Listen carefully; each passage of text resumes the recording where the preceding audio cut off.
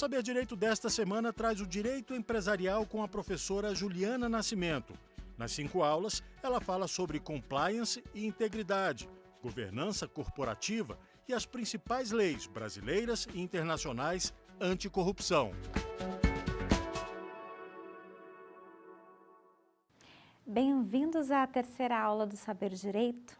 Então, na última aula nós tratamos acerca da perspectiva histórica da questão de corrupção, da ética, da integridade, os tratados internacionais e os compromissos da ONU a respeito do tema. Agora, nós iremos tratar sobre a perspectiva anticorrupção, a legislação brasileira e as principais legislações mundiais acerca do tema, porque este é um importante tema não somente num contexto da nossa legislação, mas também no aspecto mundial, como nós já estamos abordando até o presente momento.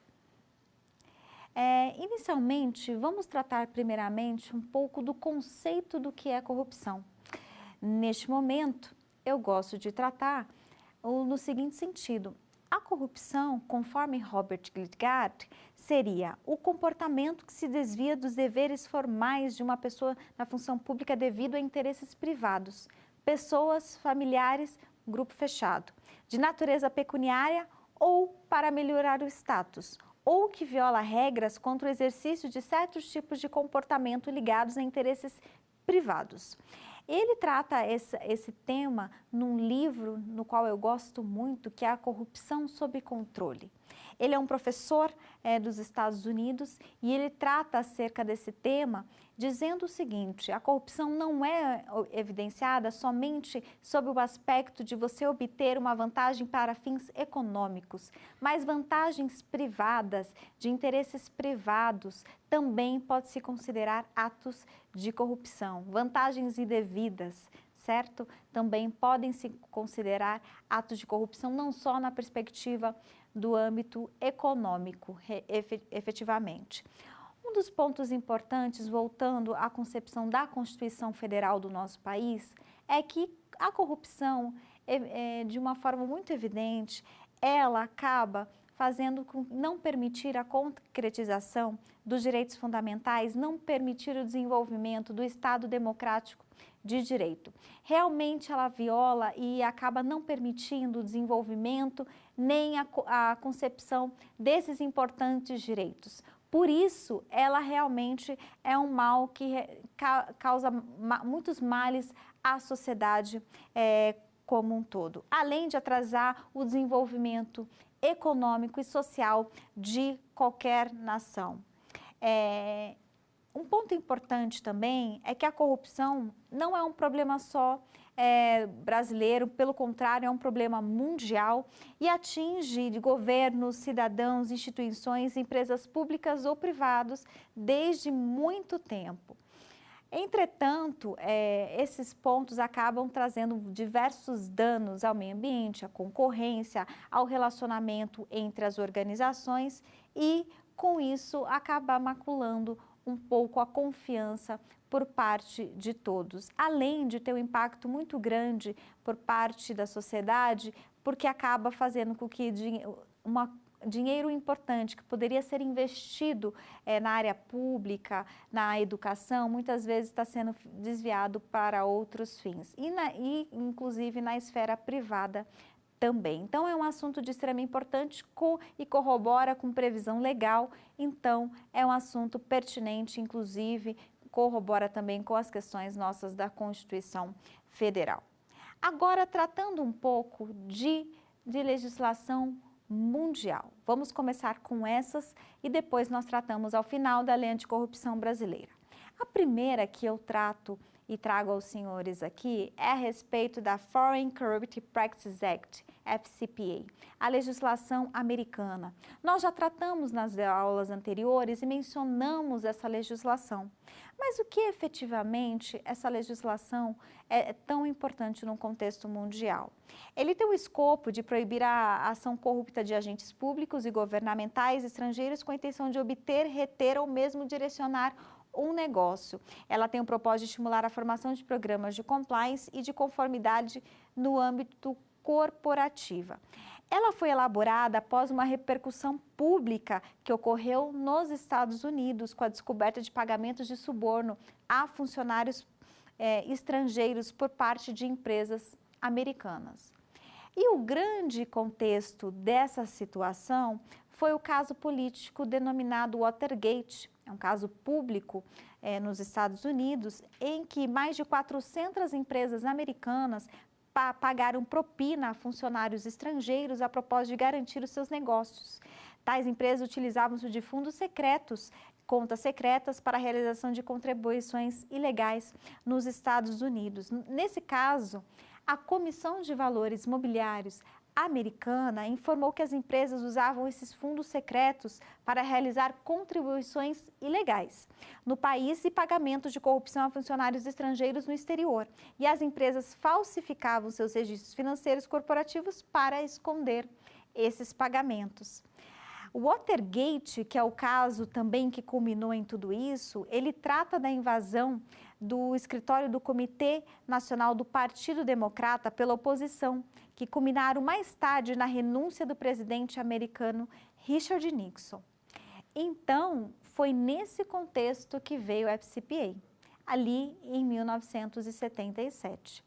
Diante disso, os programas de compliance hoje nos Estados Unidos são acompanhados pelo Departamento de Justiça norte-americano e pela Comissão de Valores Mobiliários, o DOJ, que é o Departamento de Justiça, como eles denominam, e a SEC, que é a Comissão de Valores Imobiliários americana. Inclusive, nos Estados Unidos, eu tenho guia efetivo com relação à aplicação de programas de compliance nas organizações. Qual a importância disso? Os programas de compliance são aqueles que serão desenvolvidos para fazer a prevenção de qualquer ato de corrupção. Lembrando que a lei trata disso. Então, esses programas são fiscalizados muito próximo por parte do governo americano, pela Comissão de Valores Mobiliários americana e diante de qualquer ocorrência ou situação de fraudes que porventura pode ser descoberta, inclusive eles têm o apoio do FBI para fazer as investigações. Quando eu trato do programa de compliance americano, eu tenho alguns pilares importantes que devem ser observados. O compromisso e desenvolvimento, o compromisso da alta administração. A alta administração realmente deve estar comprometida com o programa de compliance dessa organização.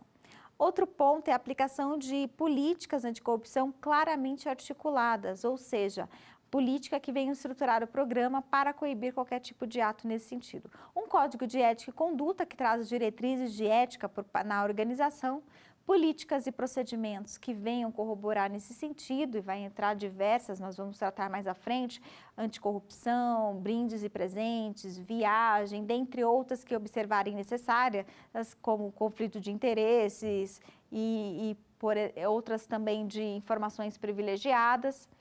Monitoramento e auditoria, para que eu possa controlar sempre, ter o controle desse programa, treinamento e comunicação, que é um ponto importante, supervisão, autonomia também do programa, para que ele possa realmente ter uma independência, vinculado sempre à pessoa responsável, que é o Compliance Officer, à alta administração daquela organização.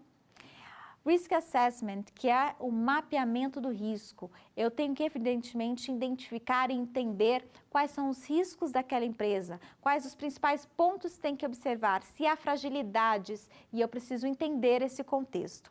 A due diligence, diligência de terceiros, quem são os meus fornecedores, com quem eu estou contratando. Eu faço uma verificação prévia. Profissionais da área do direito, se atentem. A nossa atuação nesse ponto é muito importante. Eu vou analisar um contrato social, eu vou verificar se aquela empresa realmente tem as suas licenças em dia, se porventura ela pode estar atuando naquele segmento no mercado. Eu levanto essa documentação antes da contratação. Afinal, quando eu tenho um serviço de terceiro, ele está prestando serviço para mim, se porventura ele tiver uma conduta inadequada, eu posso, inclusive, também responder em conjunto com essa organização, por tê-la contratado. Então, é importante se resguardar com relação aos terceiros que são evidentemente contratados. Outro ponto importante é a questão da due diligence de terceiros. como nós já mencionamos, o canal também de denúncias e investigações. Canal de denúncias e investigações acerca deste tema e, evidentemente, tratando de investigações internas quando se evidencia alguma denúncia relacionada ao tema. Melhoria contínua e revisão. O que se necessita mudar com relação ao programa? Quais são as revisões necessárias? O que precisa melhorar para aprimorar e fortalecer essa questão, evidentemente, da prevenção de qualquer ato inadequado dentro da organização? E, por último, quando eu for adquirir outra empresa, em caso de fusão e aquisição, eu também tenho que ter um olhar sob essa perspectiva. Perfeito? Agora eu tenho também a Bribed Act do Reino Unido. O documento entrou em vigor dia 1º de julho de 2011, tem o escopo de responsabilização das empresas sujeitas pela falha de prevenção de atos de corrupção, tanto no setor público quanto no setor privado. Então, Risk Assessment, nós temos o mapeamento do risco como um ponto importante para que as organizações possam compreender quais os seus principais riscos, o que ela tem que estar atenta, o que ela tem que monitorar um pouco mais de perto e quais são os riscos que, por mais que ela tenta mitigar, são riscos residuais e quais são os riscos inerentes ao seu negócio. Ela precisa entender e monitorar esses riscos para que ela não tenha surpresas diante de alguma questão que acaba não sendo controlada. Um outro ponto bem importante é a questão da due diligence. A due diligence de terceiros e de pagamentos. Olha que interessante. Um papel importante dos profissionais de direito na questão da due diligence. Por quê? Porque quando a due diligence é uma diligência desses terceiros. Quando eu contrato um terceiro, o ideal é eu fazer uma diligência prévia, antes da contratação. Pedir contrato social, pedir licenças, pedir para verificar se eles têm as certidões negativas de débito perante os órgãos públicos e evidenciar se essa organização que eu estou contratando, essa empresa que eu estou contratando, não tem nenhuma questão de reputação no mercado, buscar notícias na internet. Então, fazer um levantamento prévio para verificar se essa organização realmente é uma organização com quem eu quero contratar. Então, a due diligence é evidentemente nisso. E a questão também dos acompanhamentos dos pagamentos, é o que diz ali a FCPA, em um dos seus pilares, que é a due diligence. Então, é bem importante se atentar a isso, porque eu tenho que contratar com organizações que realmente sejam, que tenham uma boa reputação, que tenham uma índole idônea. E um ponto importante também, que nas contratações agora, em decorrência da própria lei anticorrupção, a disposição de cláusulas contratuais anticorrupção é muito importante. Existir esse mecanismo como um mecanismo preventivo, um mecanismo em que a outra parte se compromete com as questões de corrupção, é um mecanismo de proteção para a organização que está contratando com aquela empresa. Inclusive com a previsão de observar o programa de compliance da empresa e seu código de conduta. Então, cláusulas contratuais e adequações de cláusulas contratuais nesse âmbito é muito importante estarem atentos para esse tipo de adequação. Na sequência, eu tenho como um dos pilares também um canal, um hotline, um canal de denúncias, que é um dos pilares. Pilar importante para identificar alguma situação que porventura não esteja adequada dentro da organização, que seja disponível, inclusive com a possibilidade do anonimato, isso é o ideal, e que tenha responsabilidade ali de ser verificado pelo comitê de ética normalmente instituído nas organizações, responsável por entender e compreender e fazer as investigações relacionadas à verificação das tratativas acerca das denúncias se chegam. Melhoria contínua, ou seja, o programa tem que ser continuamente revisado para que ele possa realmente ser efetivo e, na prática, poder realmente estar se desenvolvendo de forma plena na empresa. Último ponto importante, que vai entrar num ponto de observar a legislação de fusão e aquisição, é a due diligence de fusão e aquisição. Qual a importância disso? Se eu vou fazer uma fusão e uma aquisição, eu tenho que entender com quem eu estou fazendo isso, quem eu estou adquirindo. Então, fazer uma análise prévia por parte dessas organizações para verificar se realmente são organizações que são adequadas. Alguns pontos importantes, já voltando, reforçando a FCPA, que são os objetivos dela, eu gosto de ressaltar o seguinte: como eu já mencionei, Um dos pontos dela são 3 objetivos: evitar ou mesmo impedir de subornos a funcionários de governo efetivamente.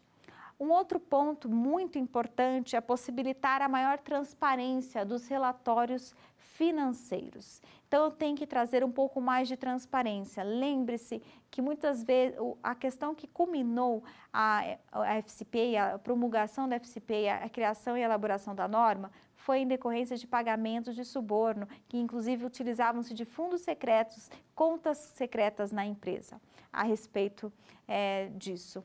E um último ponto é criar condições de igualdade para as empresas que têm operações internacionais.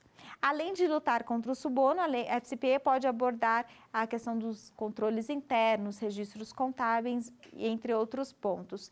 Logo, disposição anti-suborno, que seria é ilegal oferecer ou mesmo prometer qualquer pagamento ao governo ou vantagem com o propósito de obtenção de negócios ou manter esses negócios.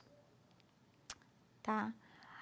O que as violações à legislação da FCPA podem acarretar? É bem importante. Penalidade criminal das violações. Podem chegar de $2 milhões de multa para cada empresa, 100 mil dólares de multa para os indivíduos, podendo chegar a 5 anos de prisão. Uma penalidade para cada violação de disposição de registro contábil. Essa primeira que eu mencionei foi referente à disposição anti-suborno. No caso de violação de registro contábil, as penalidades podem chegar a 25 milhões de dólares de multa para a empresa, 5 milhões de multa para os indivíduos e 20 anos de prisão. Penalidades cíveis para a violação podem chegar a multa de 10 mil dólares. Podem existir passivo com os concorrentes, ter sofrido vendas, ou mesmo um comportamento que não seja adequado, ou mesmo antiético. E ainda podem sofrer processos por parte de acionistas, entre outros, por ausências de controles que sejam evidentemente adequados. Então, a legislação é muito robusta no que tange as questões da aplicação das multas. Essas multas nos Estados Unidos são efetivas, elas acontecem, e um mecanismo que eles têm também para descoberta das questões de fraude no país é o mecanismo dos denunciantes de boa-fé, que tem proteção pelo governo e acompanhamento de qualquer investigação nas organizações com o acompanhamento do Departamento de Justiça norte-americano, que inclusive tem o apoio do FBI nesse sentido. Agora, nós vamos tratar um pouco de uma outra normativa, de outro país, que é do Reino Unido, que já foi mencionada, a Bribery Act. A Bribery Act é uma normativa que entrou em vigência no país em 2011. Em julho de 2011, e tem como principal objetivo a responsabilização das empresas sujeitas à prevenção de atos de corrupção, tanto no setor público quanto no setor privado. E é esse o diferencial dessa normativa. Ela não trata somente da questão da corrupção no setor público, mas também ela tem um olhar e a sua aplicação efetiva no setor privado. Com isso, eu tenho que ela também salienta as questões relacionadas a programas de compliance nas organizações do Reino Unido. E, dentre os pontos que ela traz, ela criminaliza todos os tipos de suborno, pessoas físicas, funcionários públicos e suborno comercial. O suborno, na verdade, na concepção deles, não precisa ocorrer no país, não precisa ocorrer no Reino Unido, para que as autoridades britânicas tenham a capacidade de, efetivamente, e jurisdição para realizar o processo. Destaca-se que não é permitido qualquer pagamento referente à facilitação, pune tanto o doador ou mesmo quanto aqueles que está recebendo, também tem a punição. Isso pode acarretar, inclusive, a prisão, podendo chegar a 10 anos, e as empresas podem pagar multas, que, dentro da concepção da Bribery Act, são multas ilimitadas. Não há uma efetividade de qual seria o valor para aquela situação. Então, eu tenho realmente uma preocupação que as organizações têm que ter ao atuar no Reino Unido, que eu tenho uma legislação realmente muito forte e robusta e que realmente tem a sua efetividade. Quando eu falo de programa de compliance no Reino Unido, ele é baseado por um guia elaborado pelo Ministério da Justiça do país, baseado em 6 pilares. Lembrando que a FCPA tinha alguns pilares, aqui no Reino Unido eu tenho 6 pilares, que é políticas e procedimentos, comprometimento da alta direção, risk assessment, mapeamento dos riscos, due diligence, comunicação, incluindo o treinamento e monitoramento e as revisões do programa. Essas são as bases que a BRABD Act acaba envolvendo. Agora, eu tenho uma normativa de 2016 da França, a Lei Sapin 2, que eles falam Lei Sapin 2, que trata da transparência, luta contra a corrupção e as questões referentes às questões econômicas. Um ponto importante são os pilares também abordados com relação à questão dessa legislação. Ela aborda a questão do Código de Conduta, com descrição dos atos de corrupção a serem prevenidos. Este é um pilar que tem que ser observado. Um outro ponto também é gestão de riscos. Veja que todas essas normativas são muito correlatas a qual é o ideal de um programa de compliance. Muda uma coisa ou outra, mas a base de todas é muito parecida. Então, gestão de riscos, mapeamento de riscos por zona geográfica, inclusive, e por negócio, canal de denúncias também, due diligence, avaliação de integridade de terceiros, clientes, fornecedores, intermediários, ou seja, análise prévia dessas pessoas na qual eu tenho relacionamento, controles contábeis muito claros e transparentes, treinamento com pessoas expostas aos riscos, incluindo riscos de terceiro, regime disciplinar, ou seja, com tratamento de ocorrências, no caso de violação de qualquer questão relacionada ao programa de compliance, monitoramento e controle contínuo para controlar e monitorar constantemente as medidas que são implementadas. E um ponto é que ela compreende as sucursais internacionais dos grupos franceses no exterior, ou seja, eu posso ter mesmo que não seja ali que esteja instituída a filial, a sucursal daquela organização francesa, aplica-se também a ela. Está sujeita a multa de até 1 milhão de euros para as pessoas jurídicas e 200 mil euros para as pessoas físicas e a aplicação sujeitas ao faturamento consolidado superior a 100 milhões de euros e mais de 500 funcionários. E houve um detalhe importante ali na França, a criação da Agência Francesa Anticorrupção, ou seja, agora o país detém uma agência especificamente para o combate à corrupção no país. Um importante avanço para a França. E agora eu falo um pouco da Itália. A Itália tem um histórico de corrupção também forte, outros países também têm. E ali, diante do que a Itália pôde verificar, eles têm uma previsão de uma Lei 190 de 2012 que dispõe sobre a prevenção e punição da questão da corrupção e ilegalidade na administração pública. E nesse sentido, foi criada, tem um órgão fiscalizador que é a Autoridade Nacional Anticorrupção, a ANAC, na Itália. Um autor italiano, ele salienta, Francesco Martinez, que a lei tem fundamento em convenções internacionais e ações análogas tomadas por outros países da Europa e adotou um sistema de princípios e regras para combater a corrupção e ilegalidades no setor público italiano. Olha que importante. Tá? O autor também relata que por muitos anos a Itália sofreu com a corrupção na administração pública e que se tornou uma verdadeira situação ruim para o país, ocasionando impactos consideráveis na economia, trazendo crise como consequência e problemas que conduziram à promulgação dessa norma naquele país. Então, vamos observar que nesse momento nós já falamos dos Estados Unidos, falamos de Reino Unido, falamos de França, falamos de Itália.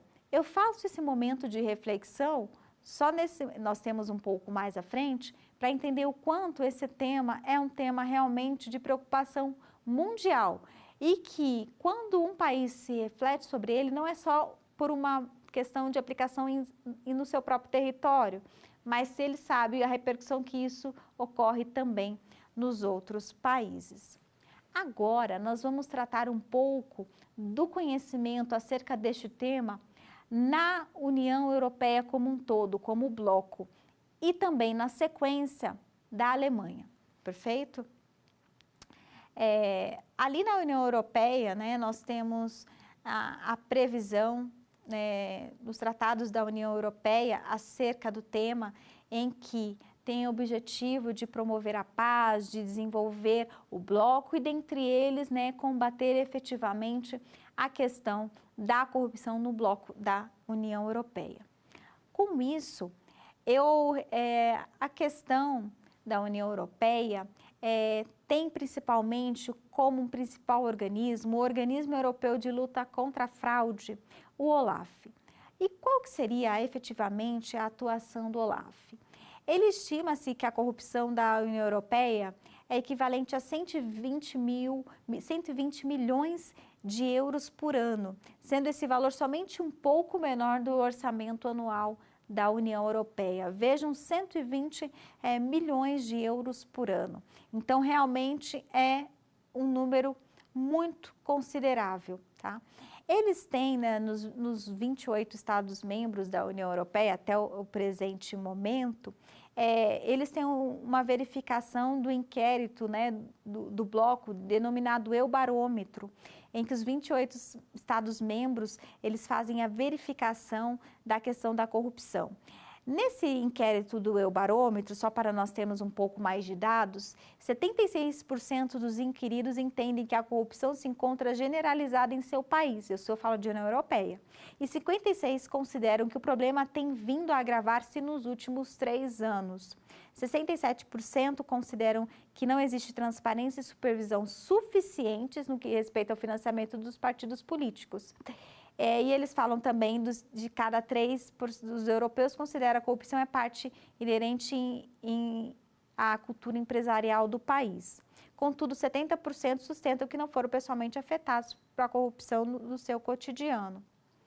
Um outro ponto é a importante luta contra a fraude prevista ali no ordenamento na legislação de fraude na União Europeia, que fala da luta a respeito dos Estados-membros. O Parlamento e o Conselho Europeu, eles deliberam no seu processo legislativo ordinário as questões referentes ao tema na União Europeia. Uma importante questão nesse ponto tem o Regulamento 515 de 97, que tem o propósito do combate à corrupção no âmbito da União Aduaneira e Política Agrícola na União Europeia. Além disso, nós temos outras normativas, como a Convenção de Direito Penal e Direito Civil sobre a corrupção do Conselho da Europa. São importantes normativas sobre o tema. Além disso, eu ainda tenho questões da Convenção da União Europeia contra a corrupção envolvendo funcionários e a Convenção da União Europeia relativa à proteção dos interesses financeiros, luta contra a fraude e a questão da parte da Convenção criminal referente à questão da corrupção. Então, a União Europeia, como bloco, realmente está preocupada. Então, nós citamos aqui alguns países europeus que já têm legislações internas, mas que o bloco como um todo também está realizando o seu monitoramento.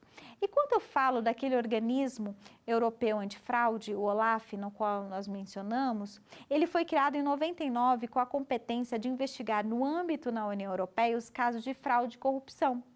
Dentro das suas prerrogativas, encontra-se a averiguação de outras irregularidades de ordem financeira que podem alcançar os integrantes da União Europeia. Então, ele tem a luta contra a fraude e a corrupção e, além dos atos, da responsabilidade de investigar todas as questões relacionadas às atividades efetivamente profissionais, que podem se constituir o descumprimento de obrigações efetivamente. E sobre os programas que tem na União Europeia para esses tipos de controle, eu gostaria de mencionar alguns. Hércules é um programa antifraude inventado em 2004 e tem o objetivo de combater qualquer desvio de ordem financeira no âmbito da União Europeia e de modo a resguardar os recursos dos cidadãos europeus. Então, essa é uma preocupação importante para o bloco. O Péricles é um outro sistema, atua contra a falsificação do euro, seja em moeda ou em notas. Ainda o sistema de alerta rápido, que constitui uma base de dados que possui identificação de pessoas e corporações que são avaliados como risco para a União Europeia sob o aspecto de fraude e corrupção. Então, são 3 sistemas que a União Europeia acaba se utilizando para poder identificar qualquer situação relacionada às questões de corrupção, fraude, sobre os aspectos aqui agora que eu realmente mencionei. Eles têm hoje, né, o OLAF tem uma estrutura única e segura para cerca de 10 mil utilizadores finais, para mais de 1.200 serviços competentes dos Estados-membros. E eles têm uma informação antifraude bem importante. Outro ponto que eu gostaria de mencionar é sobre a existência da Procuradoria da União Europeia, né, que efetivamente ela tem a previsão ali de combater as infrações lesivas aos interesses financeiros da União. Um outro ponto importante é a atuação da Europol, que tem a missão de reforçar a ação das autoridades policiais e outros serviços responsáveis à aplicação da lei dos Estados-membros, com a cooperação dessas autoridades de forma a minimizar a criminalidade, combater a criminalidade no âmbito da União Europeia, né? Então, assim, com relação à luta contra a fraude, a Europol, ela trabalha muito, né, tem atuado com a Comissão Europeia no combate à falsificação de moeda, inclusive, né, e a questões relacionadas a fraudes no imposto, sobre o valor acrescentado que é o IVA.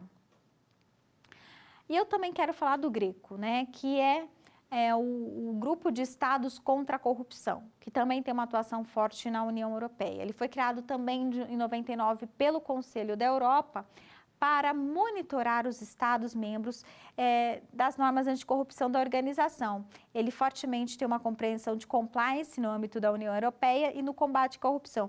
Compreende-se 49 Estados-membros, o que inclui 48 países europeus e um norte-americano, somente que é os Estados Unidos. Agora, nós iremos tratar um pouco sobre a questão do direito alemão na perspectiva anticorrupção. Diferentemente de algumas normas que estão mais consolidadas numa norma só, o direito alemão tem como característica um pouco pulverizar as previsões de anticorrupção em diversas normas, né? Código Penal, alguma coisa sobre o aspecto tributário, mas nas suas normas esparsas, não tendo tudo isso consolidado numa lei anticorrupção única. Então, tem previsões no Código Penal alemão com corrupção ativa e passiva dos funcionários de uma empresa, né? Com relação a crime, a distorção da concorrência, dentre outros pontos. Gerentes executivos podem ser considerados responsáveis por infrações cometidas por representantes da empresa, onde eles ativamente vão apoiar ou não a questão da infração. Pessoas podem ser condenadas por infrações de suborno, podem enfrentar até 10 anos de prisão e multa penal e o confisco das receitas obtidas em decorrência da ofensa, e ele se aplica aos crimes cometidos no estrangeiro e podem ser aplicados também, claro, na Alemanha. Além disso, eu tenho uma concepção, né, do Código de Anticorrupção alemã, mas previsto em infrações administrativas, dentro do Código de Infrações Administrativas, civilmente responsabilizando empresas por crimes cometidos em nome da empresa, no caso, e podendo chegar à multa máxima de 10 milhões de euros para cada crime intencional e 5 milhões de euros para cada crime negligente. E a pena pode exceder os montantes sem limitação para permitir que as autoridades possam confiscar benefícios, aumentar os delitos contra a corrupção. Nós falamos anteriormente de governança corporativa. Na Alemanha, eles têm um código de governança corporativa próprio, com boas práticas de governança corporativa aplicados às empresas que estão ali naquele país. E além de diversas atividades relacionadas ao tema. Agora, focando um pouco mais de lei anticorrupção brasileira, vamos pensar um pouco da nossa previsão, né? Primeiramente ali da Constituição Federal, eu digo da importância dos princípios fundamentais da soberania, da cidadania, da dignidade da pessoa humana e que a corrupção, quando ocorre, fere todos esses direitos. Quando eu falo de crimes correlatos, né, no Código Penal, eu só vou fazer a menção para que possam recordar. Eu tenho a corrupção ativa, né, prevista no artigo 333, a corrupção passiva no artigo 317, corrupção ativa em transação comercial internacional no artigo 337b, o tráfico de influência no artigo 332 do nosso Código Penal e a transação em comercial internacional no 337c e a concussão no artigo 316. Aí eu entro especificamente agora na Lei Anticorrupção Brasileira, a Lei 12.846 de 2013 e Decreto 8.420 de 2015. Qual é o que dispõe essa lei? Ela dispõe sobre a responsabilização objetiva administrativa e civil de pessoas jurídicas pela prática de atos contra a administração pública, nacional ou estrangeira, aplicando-se às sociedades empresárias e às sociedades simples, personificadas ou não, independentemente da forma de organização ou modelo societário adotado, bem como quaisquer fundações, associações de entidades ou pessoas ou sociedades estrangeiras, que tenham sede filial ou representação no território brasileiro, constituídas de fato ou de direito, ainda que temporariamente. Então, ela dispôs sobre a responsabilização objetiva, principalmente nos atos contra a administração pública. E ela acaba sendo abrangente para diversas sociedades. Então, eu tenho sociedades estrangeiras que têm sede filial ou representação no território brasileiro, pessoas físicas como dirigentes, administradores ou qualquer pessoa autor ou coautor ou partícipe do ato ilícito. Eu tenho microempresas, né? Tem a portaria conjunta 2279 de 2015, que define as medidas de integridade a serem adotadas em pequenas e médias empresas. E também eu tenho as questões da EIRELI, as empresas individual de responsabilidade limitada. Um ponto importante da norma é a questão da responsabilidade objetiva. As pessoas jurídicas serão responsabilizadas objetivamente, ou seja, a responsabilidade objetiva, independentemente, né, da questão da efetiva da culpa, se evidentemente acontecer o ato ilícito nos âmbitos administrativo e civil pelos atos lesivos previstos praticados em seu interesse e benefício, exclusivo ou não. Então, eu tenho a concepção dessa responsabilidade. Além disso, eu tenho a responsabilidade individual dos dirigentes ou administradores ou pessoa natural, tá? Que pode ser autora, ou coautor ou partícipe do ato ilícito. A pessoa jurídica será responsabilizada independentemente da responsabilização individual das pessoas naturais e os dirigentes administradores serão responsabilizados por atos ilícitos na medida da sua culpabilidade.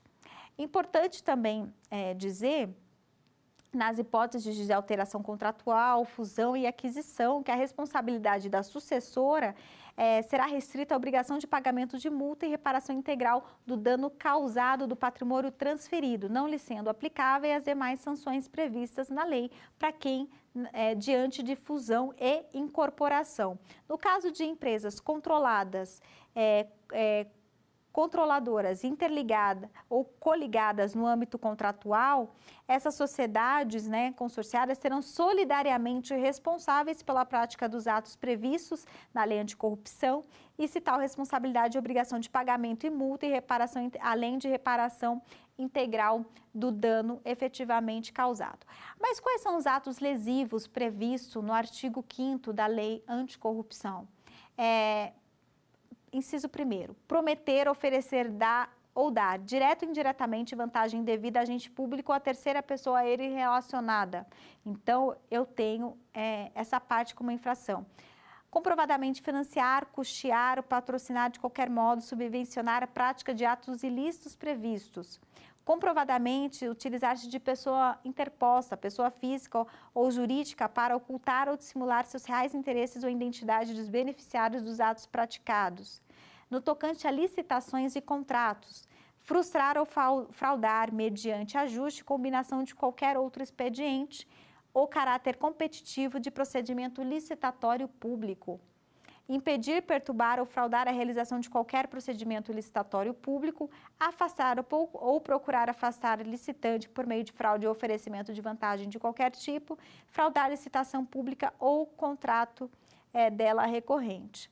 Além de outros pontos, como criar modo fraudulento ou irregular de pessoa jurídica para participar de licitação pública ou mesmo celebrar contrato administrativo, obter vantagem ou benefício indevido, de modo fraudulento, com modificação ou prorrogação de contratos celebrados com a administração pública sem autorização no ato convocatório da licitação, manipular ou fraudar o equilíbrio econômico-financeiro dos contratos celebrados com a administração pública e dificultar a atividade de investigação ou fiscalização de órgãos, entidades ou agentes públicos ou intervir em sua atuação, inclusive no âmbito das agências reguladoras e dos órgãos de fiscalização do sistema financeiro nacional.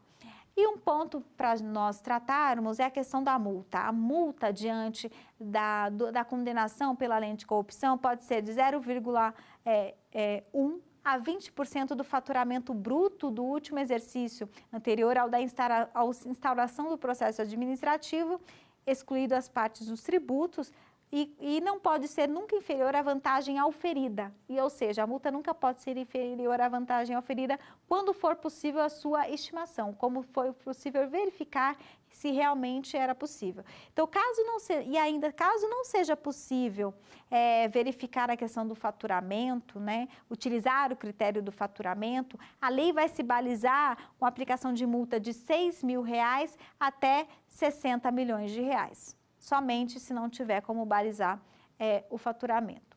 Um outro ponto importante, eu falo da condenação da publicação extraordinária, a publicação extraordinária da decisão condenatória.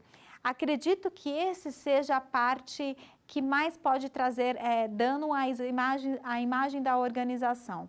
Pense que uma multa eu vou lá e faço muitas vezes o pagamento dela.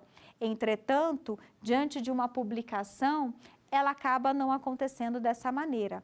E o porquê que isso acaba acontecendo? Por quê? Porque ali eu tenho a exposição para a sociedade que realmente aquela organização foi condenada. E o que evidentemente a legislação prevê sobre isso? A publicação, ela ocorre no extrato de sentença, a expensas da pessoa jurídica, ou seja, ela que tem que pagar e custear essa publicação em meios de grande circulação, tá? Colocando nesse meio de circulação a condenação dela, tá? Pelo prazo mínimo de 30 dias e ainda ela tem que afixar um edital, tá? No próprio estabelecimento ou no local de exercício de atividade, de modo visível ao público e no site eletrônico dela. Ou seja, abriu a empresa, vai abrir vamos dizer, um pop-up lá, dizendo que a empresa foi condenada no site da própria empresa. Então, a questão da reputação, ela é extremamente importante e acaba sendo muito abalada nessa situação de publicação extraordinária da sentença. Eu falo assim, mais do que pagar a multa, a imagem da empresa muitas vezes tem um valor muito maior do que simplesmente o pagamento de uma multa que pode sim ter o seu valor elevado.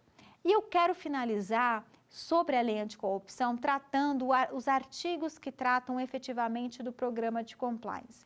Artigo 41 e artigo 42 que trazem os seus requisitos mínimos pela lei anticorrupção. O artigo 41 é o que vai trazer, dentro do decreto 8.420 de 2015, a previsão da lei anticorrupção, em que consubstancia o que é o programa de integridade. O programa de integridade, pelo artigo 41, é o conjunto de mecanismos e procedimentos internos de integridade, auditoria, incentivo à denúncia de irregularidades na aplicação efetiva de códigos de ética e de conduta, políticas e diretrizes com o objetivo de detectar e sanar desvios, fraudes e irregularidades e atos ilícitos praticados contra a administração pública nacional e estrangeira. Então, esse é o principal ponto que nós vamos tratar. Daqui para frente, nós iremos tratar sobre o programa de compliance e sua efetiva implementação, mas era importante para que os senhores conhecessem a base do programa que nós iremos abordar. Ele tem uma base legal a respeito disso. Muito embora seja preventiva, não seja obrigatória, a não ser que algum órgão regulador a determine de acordo com a área de atuação da empresa, efetivamente a lei anticorrupção não tem obrigatoriedade de sua implementação. Muito embora o mercado agora nessa autorregulação já está tratando o tema como muito importante, algumas empresas não estão querendo contratar ou se relacionar com empresas que não tenham um programa desse efetivamente instituído.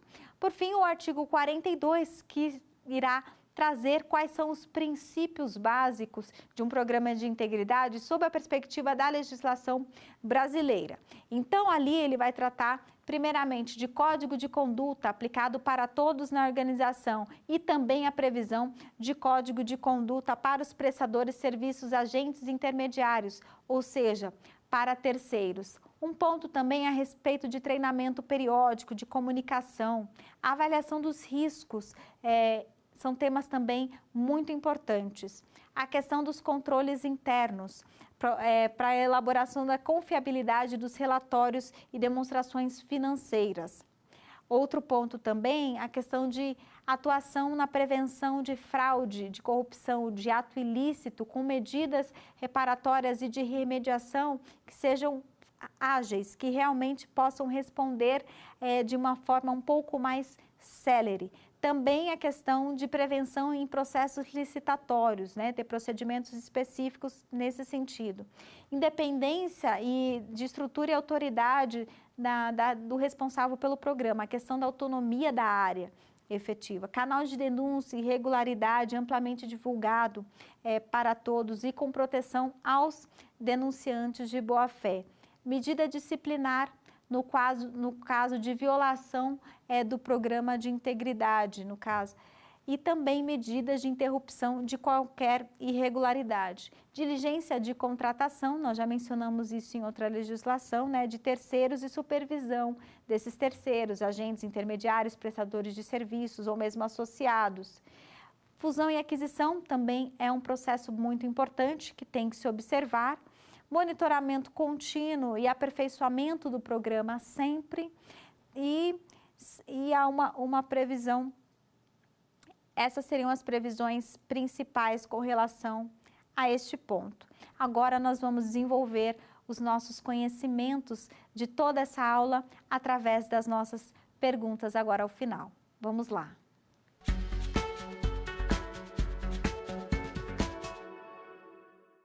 Conforme indica o autor Robert Glitgard, o que se considera como corrupção? A. Ato de fraudar outrem. B. Ação com o propósito de obter somente vantagem indevida. C. Comportamento que se desvia dos deveres formais de uma função pública, devido a interesses privados, pessoas, familiares, de grupo fechado, de natureza pecuniária ou para melhorar o status, ou que viola regras contra o exercício de certos tipos de comportamento ligados a interesses privados. Letra D. Comportamento inadequado aos padrões de integridade. Então, você se lembra dessa parte que nós tratamos em aula? Então, a letra correta é a C. E nós tratamos o conceito desse autor, o Robert Glitgard, que é um grande professor americano e que nós tratamos que a corrupção não é somente sobre os aspectos de corrupção do viés econômico, mas também da questão dos interesses privados, da questão dos conflitos de interesse que podem ocasionar qualquer vantagem indevida. Perfeito. Vamos agora para a próxima pergunta.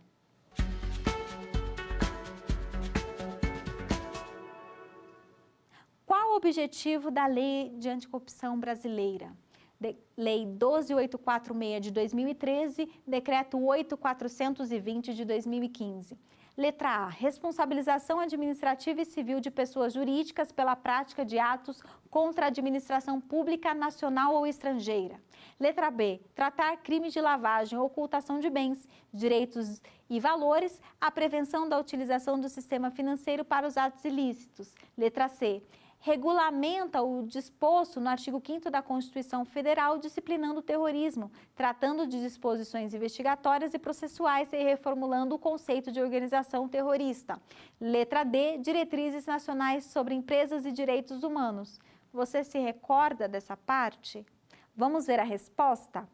Por favor. Isso mesmo, somente a letra A, responsabilização civil e administrativa de pessoas jurídicas pela prática de atos contra a administração pública nacional ou estrangeira. Vamos para a próxima?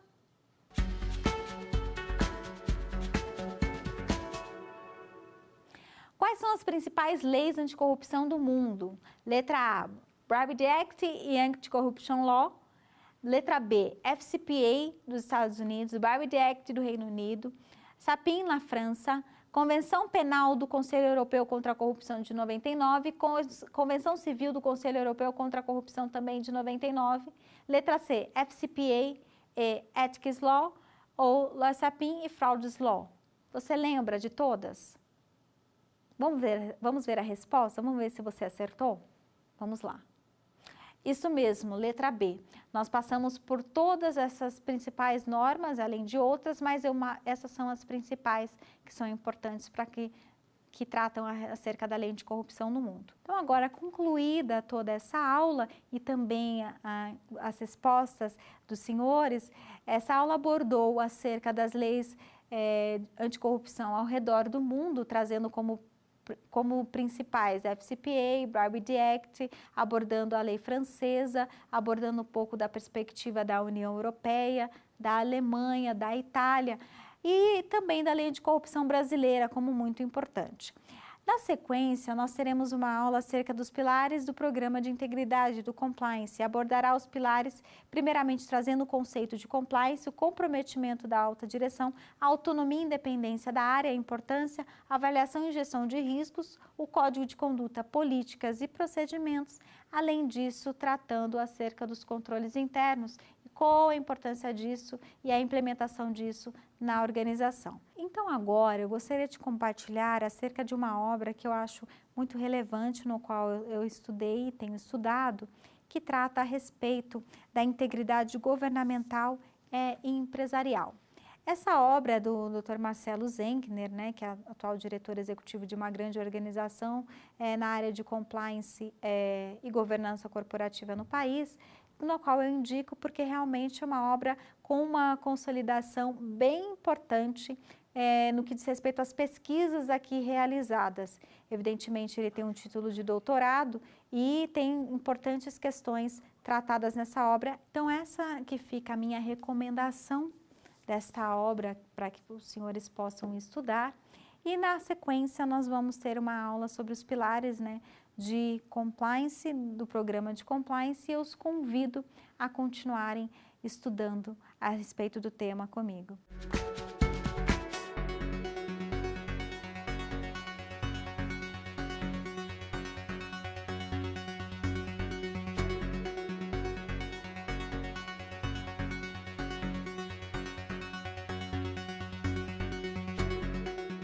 Quer dar uma sugestão de tema para os cursos do Saber Direito?